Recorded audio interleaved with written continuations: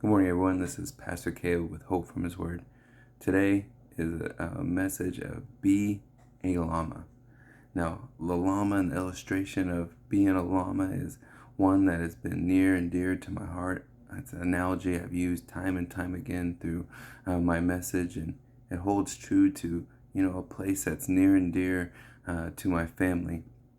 It all starts from when my brother was younger, and my older brother growing up on a small town farm in Kansas, but looked out one morning, and he was convinced out in our pasture that he had saw a llama. Now, he was younger, and he knew that this was a llama because of the animal match game that he had been playing around and seen that animal and recognized it was a llama, and he was convinced that there was a llama out there. Now, he was the only one that had seen this. And, it became a kind of a silly thing because it was like, why would there be a llama out there? And so it really began kind of a joke throughout, his life as he was going through school, as he was going through his early adulthood, like, oh yeah, Evan's llama, and until up until the day, that unfortunately he passed away, he believed that he had saw a llama out there.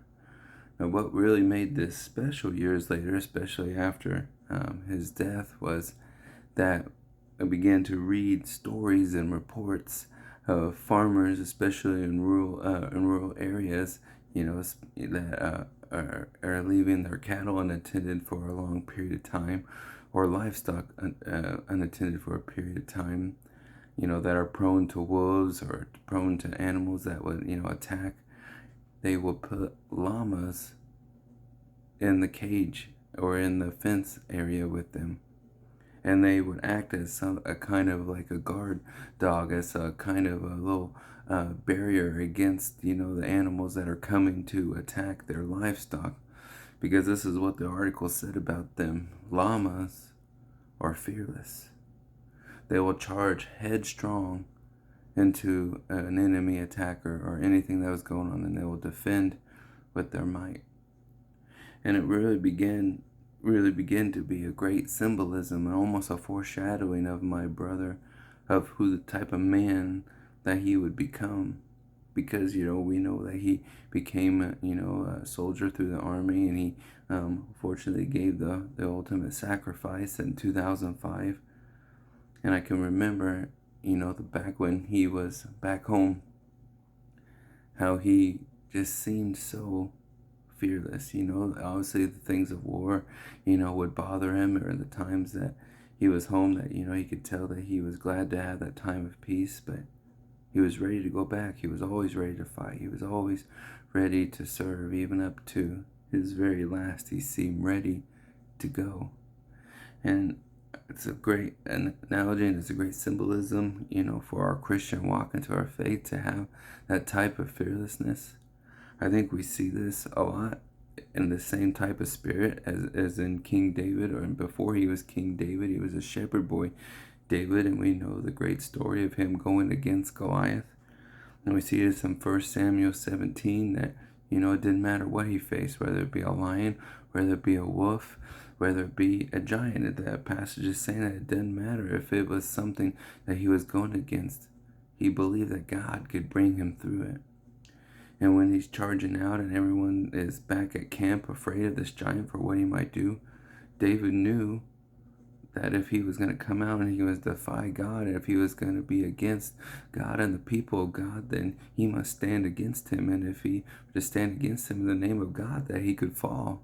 And that's basically in 1 Samuel 17, with that chapter, what he's saying, that Goliath came out with a spear and a javelin and a mighty champion, and he says, who is this that comes against me? And David says, you come against me with all these things, experience, height, the weapons, but I come against you in the name of the Lord. And I think that's just an amazing spirit that we've got to take when we face these obstacles, that says, you know what, man, I don't know how to face this. I don't know the wisdom that I need to have in this moment. I don't have the peace that I need in this moment. I don't know how to do this. All these things come against me. But I come against them in the name of the Lord, and the Lord is with me.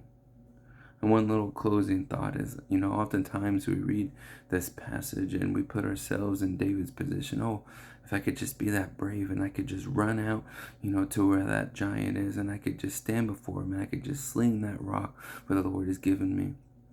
And God has definitely given us that spirit.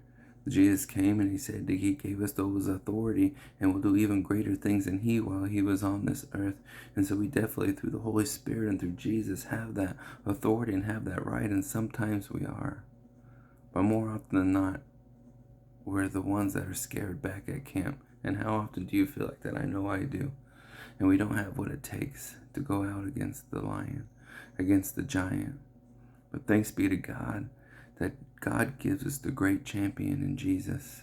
And more often than not, he's the one that's charging out to the battle lines, and he's standing before Goliath. And he's the one that is standing in our behalf and through the behalf of the Holy Spirit to slay this giant in our lives. And so may we allow him to be our champion of these things that we just need help with, we just need encouragement with, that we just need hope with, whatever we're facing today. The Lord has given us the strength and the spirit and the right and the might to be able to do it through him. And so I pray that that finds you blessed today. And I pray that God strengthens you and gives you what you need this week. I love you guys. We'll see you next week.